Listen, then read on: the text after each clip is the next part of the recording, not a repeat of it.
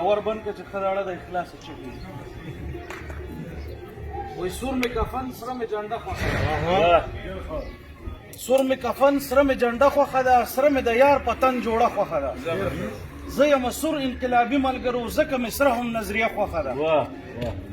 د نننۍ ډېرې برکتي او درنې غونډې صدر په اجازت باندې حبیب نوس خان په دریز ناس د عوامي نشل پارټۍ سعودي عرب د مرکزي تنظیم مشران د ریجن مشران په پنډال کې ناس ما ته مخامخ نن د خوشحالۍ خبره ده چې زمانه به مشر پکې نه یو همزولو کشرانو السلام علیکم خبرې مشرانو وکړې توره تاسو کړې ده او قصه موږ کوو توره تاسو دا کړې ده چې هلته هم سختي لیدلې دي او بیا یو سوچ کړی دی ټول ځوانان یې کشران یې زه چې دلته ناست وم ما دا سوچ کوو چې یو د دې عمر خلک مسافرۍ له راتګ ستاسو به خامخا کال دوه شوي نو بیا چې کله په دغه خاوره د سیاست اړخ بدلېدو نو زما په خیال چې ستاسو عمر به د 10 کالو نه زیات نه و یا د 15 کالو نه به زیات نه و تاسو به د خپل ووټ ورکولو حق تاسو ته نه و حالات بدل شو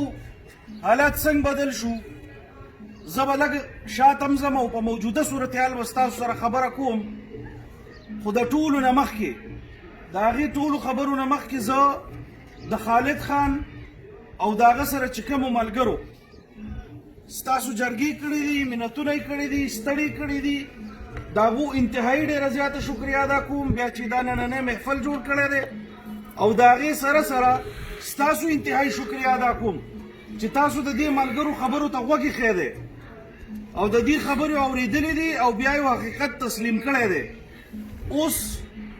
تاسو موږ له ملګرو شمولیت ووي او شرکت ووي زه وایم چې تاسو موږ له د پښتو د رورۍ لاس راکړو د پښتو د رورۍ لاس چې څوک چاله ورکړي بیا دوه خبرې یا دا لاس کټ کېږي او یا دا لاس چې څنګه د رورۍ ورکړی شوی همدغسې پاتې نو زما د ملګرو مشرانو په وساطت ستاسو سره دا وعده ده چې دا د پښتو لاس چې د څو پورې کټ شوی نه دا لاس به زموږ ستاسو سره یي زموږ وروڼه یې زموږ کشران یې زموږ مستقبل یې زموږ تاسو ته سترګې دي تاسو به سبا د دې قام د حق خبره کوئ او د خلکو په سترګو کې به سترګې اچوئ دې قام له به حق راوړئ ملګرو سیاست داسې بدلون اخیستو چې په خاوره باندې شرخوښي پیدا کړی شو زه ډېر وروستو نه ځم شرخوښي چا پیدا کړو په هغې اوس تاسو هم خبر یې موږ پرې هم خبر یو او هغه خلک هم په دې خبر دی چې دا قام زموږ د دغې منصوبې نه خبر شوی دی دا ټایم چې کوم و بیا دوه قسمه خلک په خاوره پاتې شو یو هغه شرخوښي پاتې شو یو د شرخوښو مخې ته د باچا خان بابا سپایان پاتې شو ورسره بیا حکومتي مشینري هم وه په دغه وخت کې چې کوم ځوان کولو نو هغې ته د دوو لارو اختیار و یا به هغې د شرخوښو ملګرتیا کوله د هغې نه چې کوم پوه مشران و هغه خلک یې مني کول او یا به هغې د باچا خان بابا قافلې له راتلو نو که دې قافلې له راتلی نه دلته مرګ و دلته شهادت و نو د دې نه هم خلک منې کړی شو په دې منځ کې چونکې پاکستان چې د کله نه جوړ شوی دی تاریخ به ووایې سیاسي حکومتونه ډېر کم پاتې شوي دي جمهوري حکومتونه د خلکو په ووټ حکومت ډېر کم پاتې شوی د بادار او د فوج ډیکټیټرشپ ډېر زیات پاتې شوی سیاسي یو حکومت د زرداري صاحب حکومت خپل د صدارت 15 کاله پوره کړي دي او د نن ورځې پورې د پاکستان په تاریخ کې منتخب شوي وزیر اعظم خپل 15 کاله وزیر اعظمي نه ده پوره کړې دا زما او ستا د ملک د سیاست حقیقت دی اوس بادار وي چې نواز شریف هم غل دی او مشرف هم غل دی د زرداري هم غل دی مشرف خو غل نه چې خو بیخي هغه عدالت وي چې د بلا زوی هغه نافرمانه دی اوس چې دغه دواړه خلک غله شو نو ما تا ته وي چې زما او ستا د غریبۍ زما او ستا د مجبورۍ د پاکستان د تباهۍ د پاسپورټ د کم ویلیو په دنیا کې زموږ د کم عزت سبب دا دوه خلک دی دا هیر کړو چې په دې ملک حکومتونه چا کړي دي. نو بیا زما او ستا رونو ته یو دریم مخ را مخامخ کو، خو د هغه مخ را مخامخ کولو قطعا د هغو دا مقصد نه و چې دغه مخ را مخامخ شي او دا خاوره دا وطن خاد شي، سوکاله شي، په مخه شي، او که موږ د دنیا په لیست کې د 100 نمبرو نه شاته یو، نو چې موږ د 100 نه راوځو د 3 ډیجټ نه 2 ډیجټ لا راشو، موږ په مخه لاړ شو، زموږ معیشت ترقي وکړي، زموږ په ملک کې روزګار پیدا شي. خو خبرې هغه وکړئ چې کوم زما او ستا مسله وه، خبرې هغه وکړئ چې بای وی د سعودي عرب نه به خلک دلته مزدورۍ له راځي. زه دا خبره بیا کوم، زما یو ملګری و دلته، نو د هغو سره ملګری شوی دی، برېتو له به یې تېل ورکړو، زه خو به که خیري کفیل یم. نو خلکو ته یې دغه خوبونه وکړو. بیا یې دا ووایي چې کله ګراني زیاتېږي نو وزیر اعظم غلي ته به راځوې، نو غلا خو چې زه کومه نه. بیا یې دا خبره وکړه چې ستاسو به بجلي فري، ستاسو په وسایلو به ستاسو قبضه وي، ستاسو په ملک کې به امن اماني، ستاسو د پاسپورټ به عزتي، او تاسو ته به روزګار میلاویږي، او تاسو ته به 100 کروڑه نوکرۍ یادې کړي چې دومره کروڑه به نوکرۍ، او ډېر شی کورونه یاد کړي چې دا به کروڑونه کورونه. اوس دغه ښې خبرې د چا نه دي خوښې؟ څوک دا نه غواړي چې زما ملک دې ترقي نه کوي، څوک دا نه غواړي چې زما ملک دې یو داسې ځای ته ورسي چې زما د پاسپورټ د عزت وي. نن که ما او تا د تھرډ ورلډ کنټري د یو ملک ویزه لګوو، د هغې لپاره زما او ستا د دنیا بلا کاغذونه غواړي. نو د چا دا نه ده خوښه چې ټیکټ والي او لاړ شي یو ملک ته، هلته چکر ولګوي، روزګار وکړي، د خپلو عزیزانو ملګرو سره میلاو شي، او واپس راشي د ویزې د ټینشن نه خلاص. هر سړی په دغې سړي ورپسې کو، او بیا اوس قصدن دغه سړی ناکامه کو، د دې دپاره چې سیاسیان بدنام کړي، د دې دپاره چې سیاسي ورکران بدنام کړي، د دې دپاره چې سیاست بدنام کړي. اوس په دغه ځای کې بیا زما د سیاسي مرکرو او اوس را سره ستاسو په موږ باندې ډېره لویه ذمهواري ځکه ده چې موږ به خلک په دې خبره پوهیو چې که دا سړی چا راوستی دی، نو قطعا یې دې دپاره نه دی راوستی چې د ملک پرمختګ غواړي. زموږ مثال په علاقه کې چې اجرتي د هغې دی، زموږ په شر کې خیر دی. موږ په دنیا کې د ټکنالوژي د وسایلو په دغې ذریعه باندې موږ ترقي نه کوو. موږ وی خیر به نه غواړو، خیر غواړو. په دنیا کې 2 ملکونه داسې وو چې د هغې څه ویلي شته او پاکستان له یې ویزه ورکوله. یو دلته ګاونډي ملک و قطر، خو هغه ځکه ویزې ازادې کړې چې چونکې دې ملک سره سیاسي صورتحال خراب شو او خلکو ته یې لارې کولاو کړې. یو ملیشیا وه، ملیشیا ته هم یارلار نړ و هغه شی، هغو هم هغه ویزه اوس زما په خیال چې که څه په 20 کاغذه د سړي نه غواړي. د ملک په شا تلل، د ملک ناکامي، د موجوده حکومت ناکامي، دا د هغه خلکو کامیابي ده چې کم خلک د سیاست نه زما او ستا غوندې خلک مخ زړه تورن کوي، او زما او ستا ذمهواري ده چې موږ به په خپلو وروڼو پسې ګرځو، هغوی به په دې خبره پوهیو چې موږ به سیاست کوو، موږ به خپلو ملګرو له خدمت کوو، او موږ به خلک په دې خبره پوه کوو چې که دا ملک زما دی، دا ملک جوړ شوی د جمهوریت په نوم دی، نو بیا به جمهوریت زما او ستا په ووټ باندې راځي، هر څوک چې راځي. اوس راځم بلې خبرې له. موږ د عوامي نیشنل پارټۍ سیاست ولې کوو؟ موږ د عوامي نیشنل پارټۍ سیاست ځکه کوو چې صرف د الفاظو د حده پورې نه. عوامي نیشنل پارټۍ پرون د هغه جماعتونو سره په 10 تاریخ په شریکه یو جرګه وکړه، کېناستو، مراکشو سره د خپلې خاورې چې کوم مسایل دي په هغې هم ذکر وکړو، او د خپلې خاورې چې کوم وسایل دي او د هغه وسایلو په بنیاد باندې ما او تا بې ځایه کېږو. ملګرو په زړو قبایلي سیمو کې چې څومره معدنیات دي، نن د هغې نه د ورځې په کنټینرو معدنیات وځي، د هغې په اربونو ډالره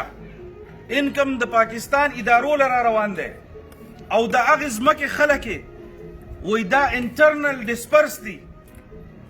انټرنل ډسپرس پرسن دي. 4م کال دی، 5م کال دی، د هغه زړو قبایلي ایریاګانو یې راویستي دي، او هغه عاجزانه نن د 100 میاشتو نه ناست دي، د خپل حق خبره کوي، څوک یې غږ نه اوري. اوس که دغه تورمخې یې راویستي وو، خو چې د عوامي نیشنل پارټۍ په حکومت کې عوامي نیشنل پارټۍ اپریشن اون کو، او ویې ادارو ته چې بلکل وکړئ تاسو اپریشن، موږ د سره یو، نو بیا د هغې سره د عوامي نیشنل پارټۍ مشرانو دا غیرت هم کړی چې په مردان کې مشته د پارټۍ کم پښتانه مشرانو زما نن هم یاد دي چې دا زموتي غوندې سړی چې دی هغه 3 هفتې په خپل کور کې د چا سره نه و ناست هغه به سحر وتو د نیمې شپې به راتو د دغې خلکو په منځ کې او په ډېر کم ریکارډ ټایم کې 3 میلیونه خلک زما او ستا د خاورې هغې واپس خپل ځای ته ولېږل تورمخې او شرمخې ورک کړو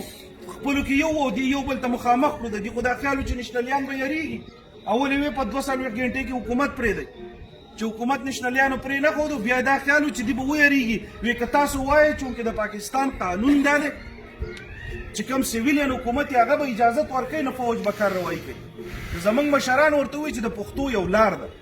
موږ اخرنۍ جرګه کوو په دې خلکو د دې خلکو سره کینو او که دغه جرګه کامیابه نه شوه نو بیا زموږ سره د اپریشن لار شته تاسو ملک یې طاقت یې او بیا یې ورته وایي چې اوس وکړئ اپریشن نو نور خو یاران په خپلو کې یو وکړه اوس دې خبرې له راځم چې موږ د ټولو پښتنو په خبره کومه جرګه کړې ده موږ هغه خلک هم د ځان سره کېنولی چې موږ ته معلوم و چې زموږ او د دې خلکو انتهایي سیاسي اختلافات دي په تېرو وختونو کې د دغې خلکو نه داسې سیاسي غلطۍ شوي دي چې هغه زما دپاره ذاتي طور د برداشت نه دي خو د دې قام دپاره به زه د دغې خلکو سره کېنم او دعوت هر چاله تلو په تیر د قبایلو چې کومه جرګه وه په هغې کې شوکت یوسفزی راغلی او وزارت یې ته هم واخیسته دې پیرې له چې د پښتنو صحیح نمایندګان نه نو د پښتنو خبرې له د حکومتي پارټۍ هېڅوک هم رانغی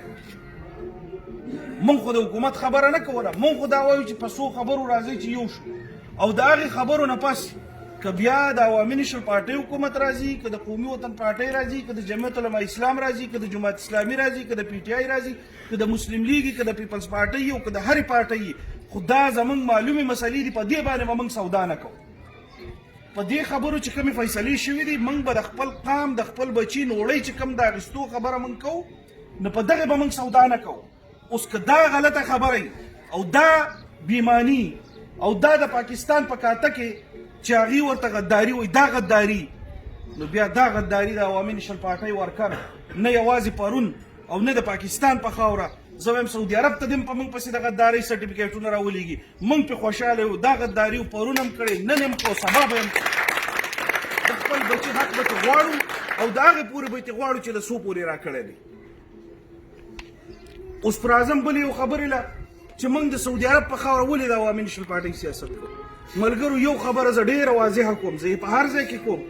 څنګه چې ستاسو سره خالد خان لوز وکړو موږ په سعودي عرب کې د هر پښتون خدمت ته د هر پښتون مسله زموږ مسله ده د هر پښتون پریشانی زموږ پریشانی ده بیا دا د مجبورۍ ملک دی تاسو ته زموږ مجبوریان هم معلومې دي او خپل هم معلومې دي خو چې د څو پورې زموږ وس کېږي زما او زما د ملګرو ستاسو سره دا په ایماندارۍ دعوه ده دا د سره واده کوو چې د قیامت په ورځ ستاسو لاس زموږ غاړه که موږ به د عوامي نیشنل پارټۍ نه چې د عوامي نیشنل پارټۍ پښتون مخالف په پارټۍ کې هم یو موږ د هغه د خدمت نه شا وکړه ډډه یې وکړه نو موږ د قیامت په ورځ تاسو ته جواب دی موږ که نن راپاڅېدلي یو د دې جنډې سره ودرېدلي یو موږ د قام دپاره ودرېدلي یو بیا زما د قام یو تعریف دی چې زما او ستا د اوسېدو خاوره یوه ده زما او ستا دود دستور یو دی زما او ستا ژبه یوه ده زما او ستا غم خادي یوه ده نو بیا ما او تا یو قام یو نو چې ما او تا یو قام یو زما او ستا مسله یوه ده اوس که دا قام خات شي خدای پاک د سعودي عرب له نوره ترقي ورکړي دلته کې چې په حیثیت د قام دي خات شوي دي نو داسې خو نشته که نه چې به دې سړي ته بجلي ولګوه ده ته بجلي مه لګوه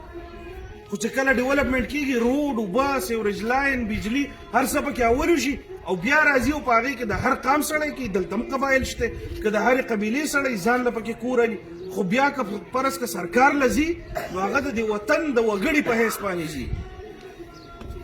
هغه په دې حیث نه ځي چې دی له کومې قبیلې دی که د هغه بچی په سکول کې داخلېږي د دې وطن د وګړي په حیث داخلېږي که هغه ته پاسپورټ میلاو شي او په دغې سفر کوي په دنیا کې عزت کېږي د دې وطن د وګړي په حیث عزت کېږي همدغه خبرې دي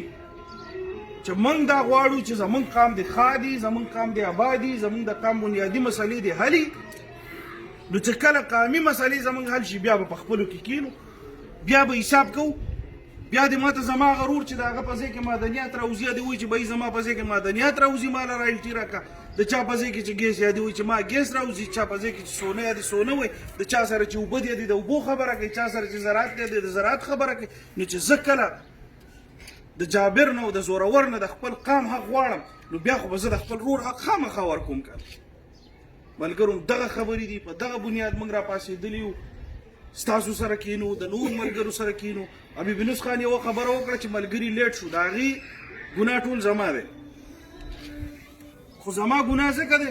چې زه د دې نه مخکې د نورو ستاسو په شان د پښتنو 2 پروګرامونو له هغې له تله ضروري و. یو دا ورور مې ناست دی دلته چې بلکل یې ویل چې کرانلې نه ډاکټر صاحب لکه زما خفګان دی.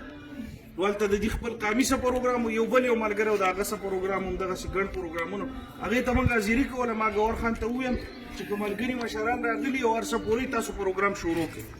زه راځم ماښام د مانځه سره موږ راوتلو د کوره. نو په دې خبره خاطر جمع ساتئ چې موږ قطعا په چا ځان نه زیات شمارو، موږ ستاسو کشران یو، موږ ستاسو خادمان یو. ما ته د دې خبرې احساس دی چې زموږ ځوان کول زموږ سباون دی. زموږ په ځوان کول کې څنګه چې انعام خان وي، قابلیت زما او ستا نه ډېر دی د مشران نه. څنګه چې دنیا بدلیږي، وخت بدلیږي، نن که ما ته خپل نیکه یا مشران یا ماماګان کم ژوندي دي هغو له سمارټ فون ورکړو په دې قیسو نه پوهېږي. خو که زما او ستا کشر ته موږ وایو چې دیره وه، اوجره وه، مشري وه، کشري وه، د کټ بر سر ته ناسته وه، د کټ کوز سر ته ناسته وه، احترام و. اوس دغه بیا په دې نسل په دې خلکو په ما او تا باندې بیا دغه هم لویه ذمهواري ده چې خپل ثقافت، خپل روایات، خپل اقدار، خپله پښتو هغه هم خپلو کشرانو ته وښایو. نو په موږ د هر طرفه ذمهواري ده. بیا په تېره دا هم ذمهواري ده چې په سعودي عرب ته موږ راغلي یو، خو موږ د خپلو بچو د حلال رزق ګټلو دپاره راغلي یو. نو د ټولو نه اول به په سعودي عرب کې زما هر ملګري ته دا خواست دي چې موږ به اول د خپل روزګار او روزي روټي چې زموږ د کم ځای نه راځي د هغې ډېر زیات خیال ساتو. د هغې نه پس که زموږ سره کم وخت پاتې، په ځای د دې چې موږ په دیرو کې هغه وخت بې ځایه ضایع کوو، په کریم بورډ یې ضایع کوو، په فیسبوک یې ضایع کوو، د یو بل سره په کینه او په بغض او په حسد یې ضایع کوو. نو بیا دا قامي ذمهواري دي، دا قامي خبرې دي چې ما درته کېښودې، ما ته مه ګورئ، دې خبرو ته ګورئ. زه یو دا خبرې کوئ چې قام شته شي، قام آباد شي، بیا به تم آباد یې، زه به م آباد یم. خبره راغونډوم، تاسو ستړي شوي. خټک بابا یو شعر وایي، بیا به مغه خبرې وایي خاوره چې زما ده نو اختیار به هم زما یي، دلته لار به هم زما یي، دلته کار به هم زما یي. او وایي رور یې منم، دا ما چې په چا پسې خبرې وکړې، رور یې منم، حق یې منم، وایي برخه دې خوږه واخلي، خو دا منلی نه شم چې دی پلار به هم زما یي. ډېره مننه.